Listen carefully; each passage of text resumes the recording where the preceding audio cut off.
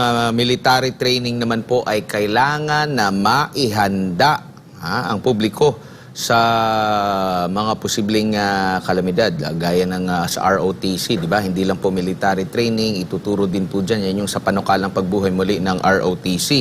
Ayon dito kay Senador Robin Hood Padilla, napakalaking tulong po ng military training para maihanda ang publiko.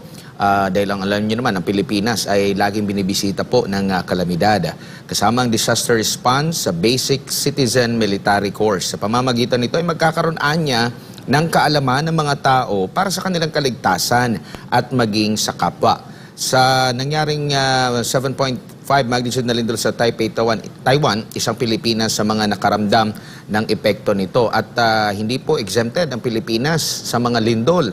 Meron din po tayong mga lindol dito. Meron po tayong pagtama ng mga bagyo. Meron na rin tayong history na natamaan po tayo ng malakas na tsunami. So, ang problema natin dyan is yung mga responder natin. So, sa pamamagitan nito, malaking tulong talaga, no? Yung pagbabalik ng military training sa mga kabataan dahil ang nangyayari ngayon, puro na lang TikTok. Handa na ba ang ating mga kababayan? Pag may mga ganyan, sakuna o kalamidad na makatutulong sila para agad na makaresponde, maibsan po yung epekto ng mga kalamidad. Yan.